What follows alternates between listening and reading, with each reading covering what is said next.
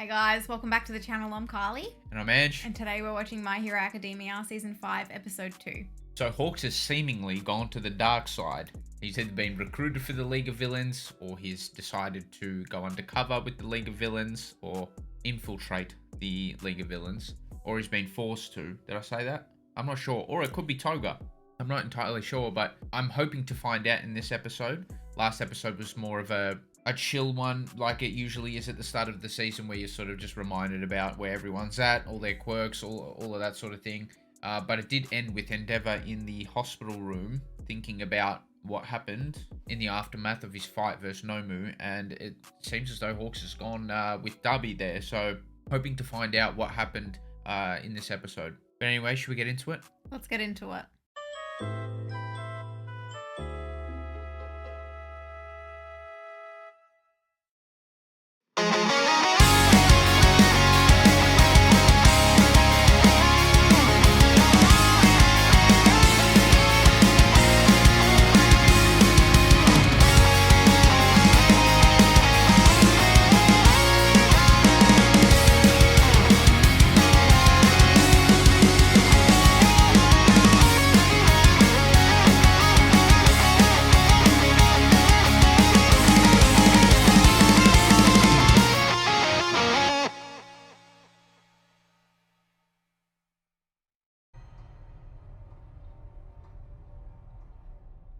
They're gonna fill in the gaps here. I think they're just gonna tease us.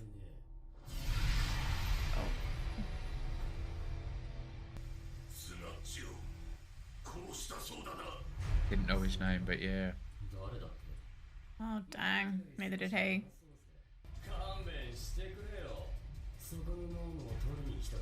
Right. How did they end up with Hawks? Yeah.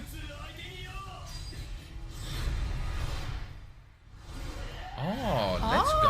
Oh.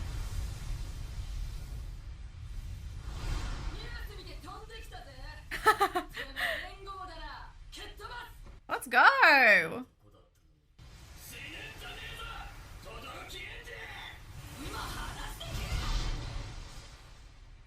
Is it Mirko? Is that how you say it?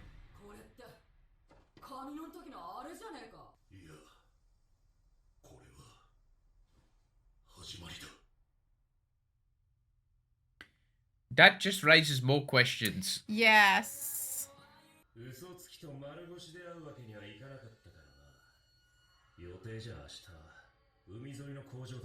Okay, he's just with them. That's what it is. Okay.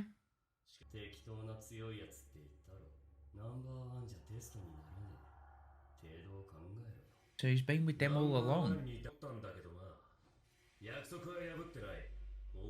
You bastard! I know, right?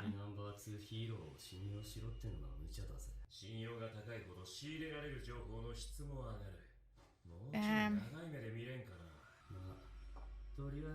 No, I'm gonna give him the benefit of the doubt and I saying know, when that, he was a kid? yeah. Like, that had to mean something. Yeah, I'm And his face, it's a heavy burden. He's a... No, he's a, what do you call it?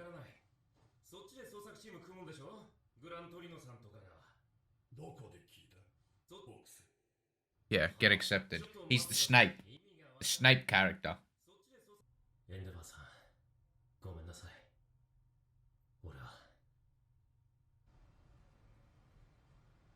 That's sad. You can't even tell him. Now he remembers.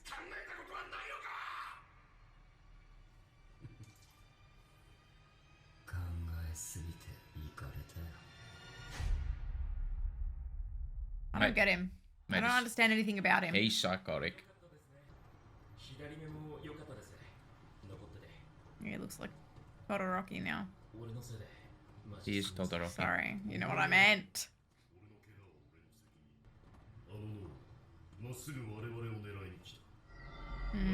He's gonna start asking questions now. Right after he was talking about it.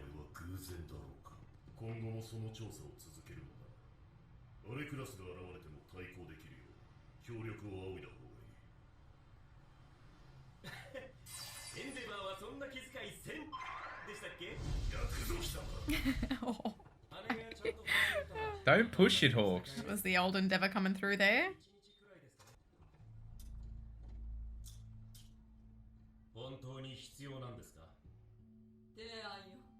That's what hurts him the most, betraying his guy. Well, it's not really betraying, but still.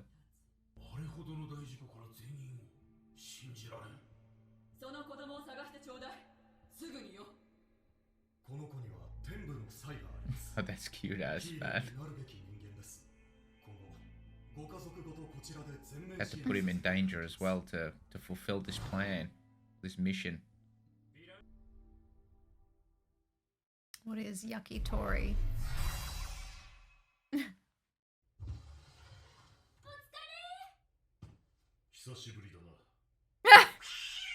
Yeah. That hurts. Oh. Oh! Stupid cat! You're in the presence of greatness.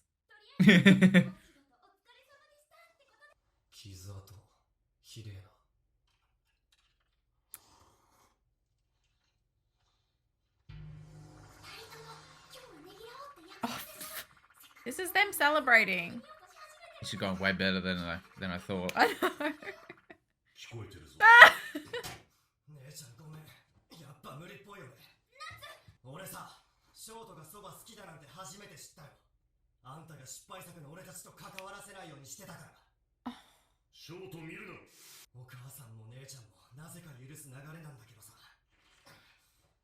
It's gonna be harder for him, I see. He's gonna have to win over both his sons. Yeah.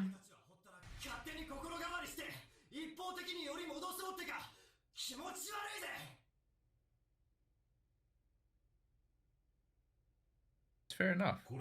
Too early for him. What did he say? That was too quick for me to read. He says he's gonna face them to atone for what he did. Aww.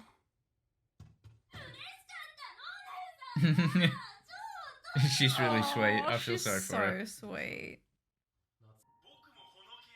Oh. Also does. Why was that so cute?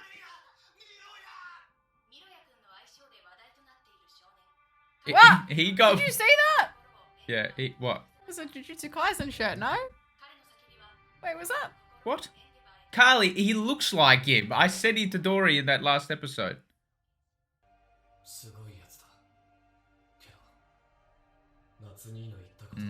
Okay.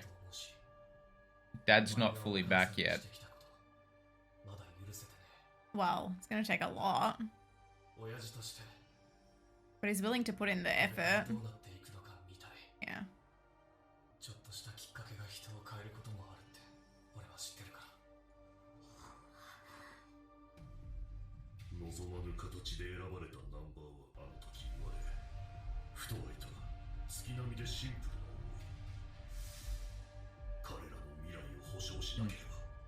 I love that. You can see him really changing.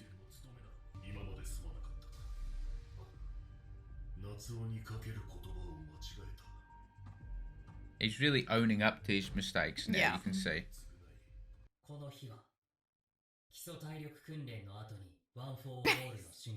Just some, standard stuff.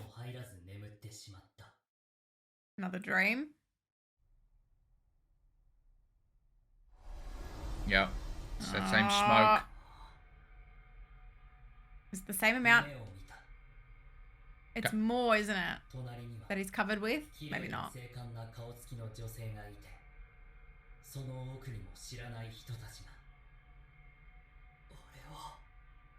Right, we know who they are. Well, not their names, but...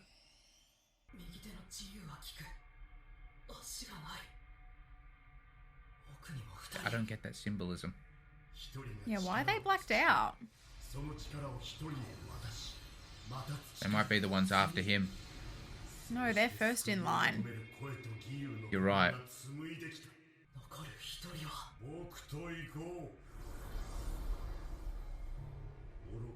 Oh, they're the last two.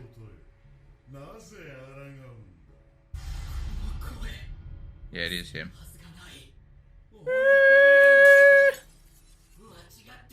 Joe's doing his soundtrack. Whoa, my eardrum.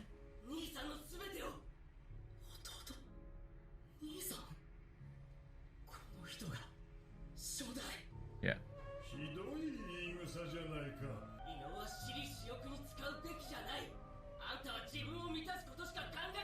So this gives more context to that backstory we got in season 2 or 3.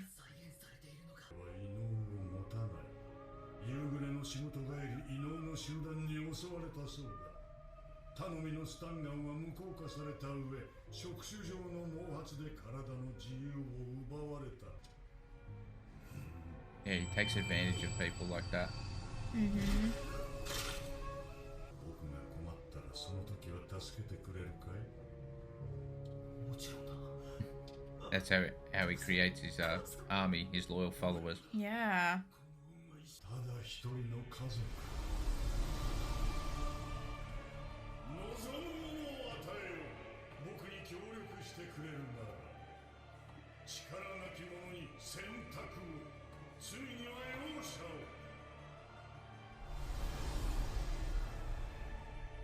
How is Deku getting this information? Are they trying to communicate it with him? 思うだけで皆が動いてくれる。夢の光景だ。あの日お前と読んだコミックの世界だ。あんたは3巻までしか読んでいない。続きがある。Uh-oh. 現実は定石通りにいかない。お前が僕に屈しない現実もこれから僕が塗り替える。お前が大切だ。やめろ。痩せ細ったお前にも扱いやすい異能を見つけ And this is ultimately going to be his downfall. He lost sight of that because he considered him weak. Interesting.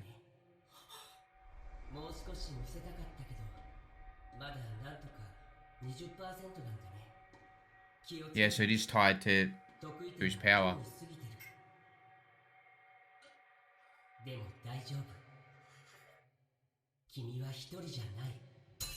Sick.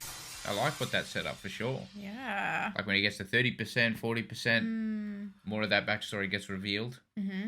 I don't know how much of those end scenes you guys are going to see because we're trying to focus and we're just listening in rather than talking. But yeah, the episode was called Vestiges, and we had some added context to the backstories that we've been seeing. So we've seen that backstory a couple of times, right? So we saw it when All Might was explaining it to Deku in either season 2 or season 3, and then we also saw it right at the end of season 4. It's pretty much just depicting the origin of One for All, the quirk. Now, All for One, someone who grew up extremely powerful, has let the power get to his head, and his little brother is not the same. It's in fact the opposite. He's powerless, and he does not agree with what his brother is doing at all, and he was pretty much given All for One or One for All, sorry, as the original user, and is now able to communicate with Deku as Deku gets stronger. Now, I wonder what All Might knows about this, because he was obviously very strong, and was incredibly. Definitely way more than 20%. So, what were his communications with this guy like? If any. Yeah, did he even get these communications? So, it's interesting. Like he says, I wanted to show you more to Deku, but like you're only at 20%. He also mentioned again, you're the 9th one. I'm starting to think that number 9 is very significant. Like how? I don't know. It's the last one. It can't be passed on anymore. I don't know. They might give some context to that. And they could do a thing there where it's like 9 lives, you know? Oh, I see. Cat with 9 lives or something. I don't know. Oh, that's interesting. I'm thinking number 9 has to be significant. I could be wrong, but it's just I felt like this would have been explained by All Might if he had these same dreams. So you think he didn't have them, right? I think it's specific to Deku. Why wouldn't he tell Deku any of this? I think it's specific to Deku. Interesting. Okay. I mean, the other thing to talk about is the stuff with Hawks and Endeavor. I like what this season is setting up. I don't want to go early. I don't want to go early. I mean, it could be more lore focused and character driven rather than, you know, have some absolute peak episodes like we saw. And maybe by the end of season 5, we might be like, oh, look, it wasn't as peak as the other ones, but if they're going to go into the Todoroki family life, and if they're going to go into the Hawks undercover stuff, and if they're going to go into One for All and the origins, I can't see how I'm not going to enjoy it at least a little bit. Same. It might just kind of be like... It just might be a little bit worse than the others. Not so intense. Like with the Correct. Todoroki storyline, maybe it's just more of a gentle sort of story. I don't know how, but I don't know. You know, maybe him just doing little things here and there and they're saving it for another season or something. Yeah, I mean, I don't know. Like, that's fine to get, I think, some more screen time with these new characters. Like the Todorokis, for example. The sister, Fuyu, I'm going to call her for short, and Natsu, something like that. Natsuo, something like that. I like them, and I feel like they've got a lot to offer the story. They're both in different places right now when it comes to trying to coexist with their father. Yes. Because you've got, on one hand, you've got Fuyu and the mum, and their approach is, I just want everyone to be a happy family again. Let's move past it. But then with Natsuo, or Natsu, whatever his name was. And Shoto as well. And Shoto, it's like, no, we can't just pretend like nothing happened. Yeah. We need to work through some things here as a family. And you have to prove yourself as a father. You proved yourself as a hero. I really like that because it means that Endeavor's moment at the end of season 4 was not the end of his, how do you say, like, character growth. He's got plenty more to do, right? But just in a different way. As a father, not as a hero. Like, sure, okay, you can prove your strength, mate, but can you coexist in a household with your family? Yeah, I mean, and not that might be his biggest challenge. Nomu who? I mean, he's got to separate the two lives, I think. He's got to separate his work with his family. I think that's a big thing. I think that'll be easy for him to do. I think it was like, I don't know, almost now that he's let go of that competition to be number one. Well, he is number one now. That's gone. So now he can focus on other things and like how to be better overall. Yeah, I guess so. He's going to be a busy man regardless. Now, the other important thing to talk about is Hawks. And that is the mission that he's undertaken here. I feel sorry for him because he's doing it. And it kind of puts Endeavor in danger. And he doesn't want to do that necessarily. But it's part of the mission that's been asked of him. And I have a bad feeling about it. I think it's another Night Eye situation. I think he's dying prematurely in this show. I do. I think he's dying. No. I think he's going to die. Maybe. Yeah, now I'm super invested in him and Endeavor. I like their relationship there. I feel like it's nice that Endeavor has this... It's like the Deku to All Might. It's the Hawks to Endeavor. It's the same sort of thing, right? Maybe Endeavor will save Hawks somehow. I hope so. I don't know. I think they're going to cotton on to Hawks. I think he's going to let something slip and it's going to have something to do with Endeavor. Surely, after all that, Endeavor knows something is up. He already had questions. He was already like, is this a coincidence? Like that the Nomu just rocked up as we were talking about it. I don't know. You could see maybe him getting preoccupied with his family stuff. I don't know. I'm not sure. And giving it less thought. He's taking some time now to spend time with his family and mend that relationship. Are we going to give Endeavor the MVP or Hawks the MVP? Because Endeavor, I really liked seeing that effort. And he wasn't snapping. He was being understanding of every response that he got from his kid. Yep. From his kids there. We will give Hawks the... Oh, wait. I was going to say the MVP for episode 24 of season 4. I know that was last season, but some people were saying Hawks definitely deserved it. Who did we give it to? We gave it to Endeavor in the second last episode. Right, yeah. But sort of Hawks set all of that up. But now I'm not so sure if I want to give it to him because he had to do it, it seems, as part of the League of Villains. Yeah, but like we didn't know that at the time. Yeah, okay. I don't know. I liked the Endeavor stuff. I think we give it to Endeavor. Personally, I just liked seeing the effort from him. Even though Hawks has made a pretty big sacrifice, he's still like... We haven't seen whether or not this is going to pay off.